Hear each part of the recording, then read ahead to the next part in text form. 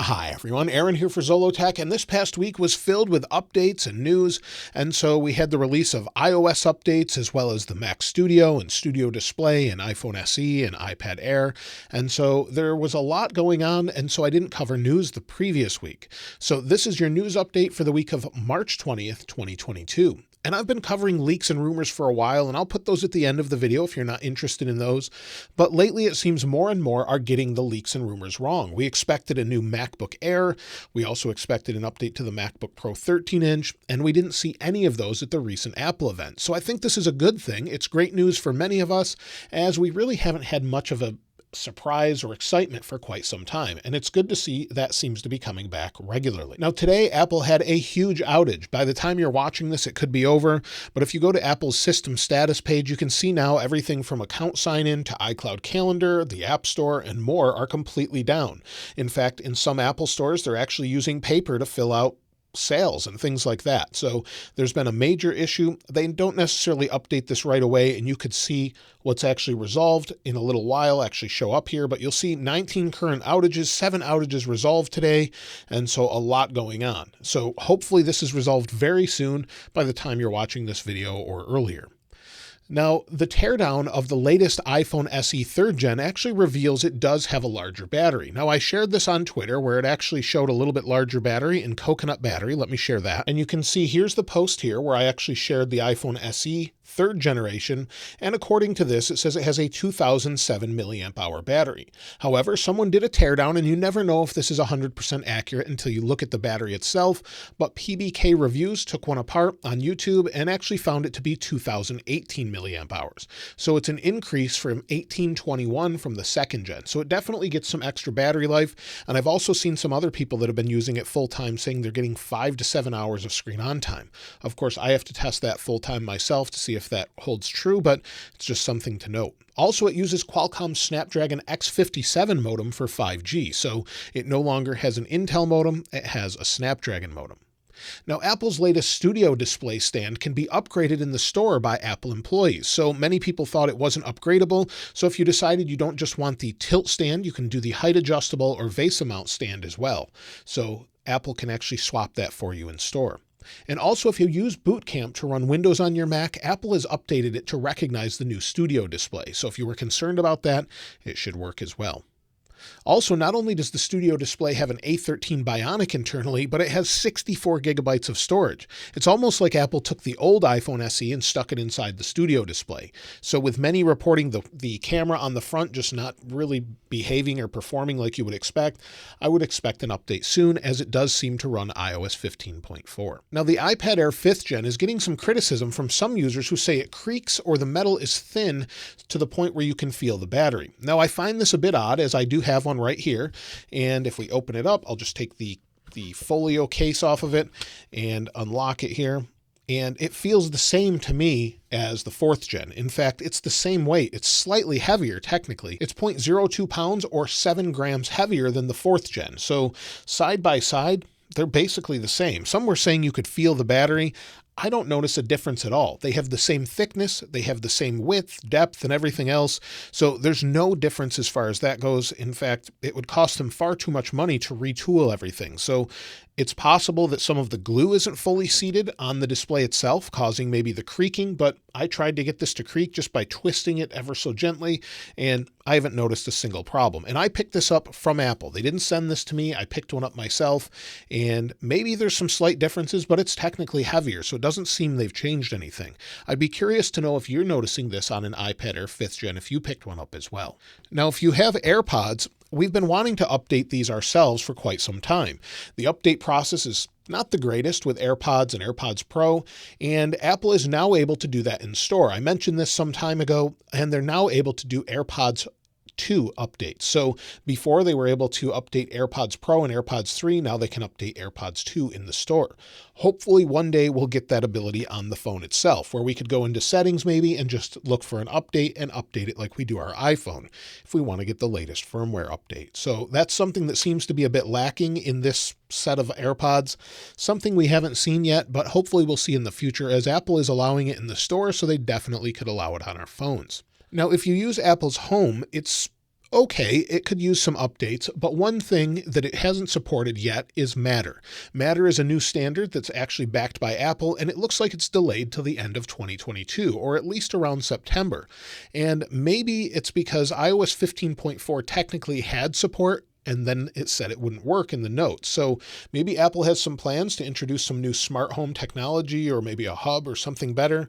But what Matter has over the other standards is hard to say yet, as we haven't seen the benefits of it. But hopefully that will be coming very, very soon. Now, if you have an Apple Watch, Apple continues to sell the third generation Apple Watch. And this is something that's long been criticized, not only by myself, but others, as typically, unless you can get one for really very inexpensively, maybe $100 or so, I probably would skip it and try and find a used 4th, 5th, 6th, or 7th generation watch like this one. The reason for that is the third generation doesn't get all the features. It's fairly slow compared to the latest ones. And according to Ming-Chi Kuo, Apple will probably be pulling support for this for the next version of watchOS. Now, that would be something odd since they still sell it. Usually they'll support it for years, so I would expect it to get regular updates, but not gain any functionality at this point.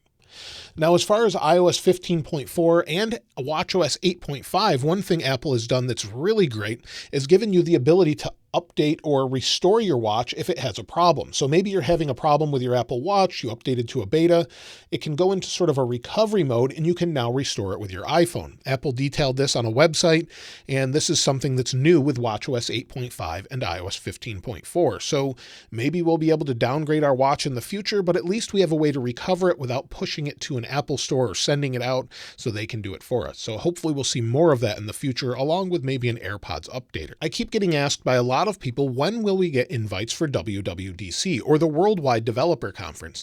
That's when Apple shows the next version of iOS and then lets beta testers use it, and then they usually release it around September. Typically, Apple does this at the end of March, where they actually give the invites, and then the event is in the first or second week of June.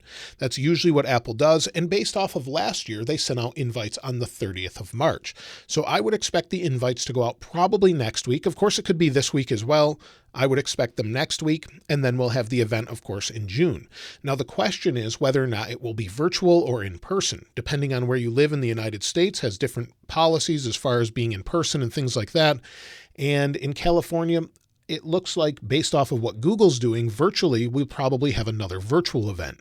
So Google I/O, which is their developer conference, is going to be virtual this year. Maybe we'll have it virtual with WWDC, and then an event later on, hopefully in person, if things get back to normal everywhere. So we'll have to wait and see what Apple does with that, but I'm very anxious for that new invite just to see what Apple has, as that's one of my favorite events of the year, where we're expecting to see iOS 16, macOS 13, watchOS 9, and everything else. So anything new, as well as maybe some new products as well. Also, for those of you asking, when is iOS 15.5 betas? Well, based off the outages we had today, I thought it could be today, but it seems like it's more likely to be tomorrow or Wednesday. Typically, we'll have new betas about a week after product releases or so.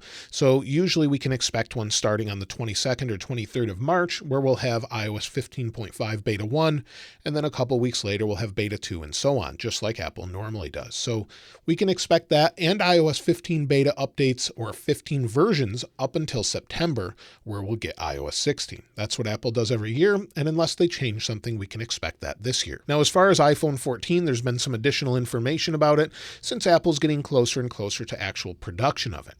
According to some recent leaks, it looks like iPhone 14 and 14 Plus, which will replace the Mini, have the same design and notch as the current iPhone 13 model. This is according to Mysmartprice and some latest CAD renders that they have. So it looks like the same camera layout as well as the same notch and everything else. However, iPhone 14 Pro and 14 Pro Max are the ones that are said to get the biggest changes, where we'll have, instead of having a notch, we'll have more of a pill and hole punch sort of display, as well as upgraded cameras, maybe 48 megapixel cameras with 8K. So that's what we're expecting this year. Maybe a design change, but I don't think so. I think we'll see the similar sort of squared off design with the updated display and cameras for the Pro models. But it's hard to say until, of course, they're in production. Then we'll know more as far as that goes. Now, as far as iPad Pro, Apple hasn't updated this recently. I love the iPad Pro. It's one of my favorite Apple devices of all time. It works great. Face ID is fast, everything works well, it sounds great, it has the magic keyboard and more.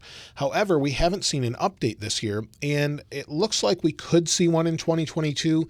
However, there's not a whole lot you can update. It's got a mini LED display, it's super bright and vibrant, looks great, has the M1 processor, up to 16 gigs of RAM, and I think I would rather see some software updates with WWDC than maybe an updated iPad Pro, where we can actually finally take advantage of M1 that's in this and the new iPad Air.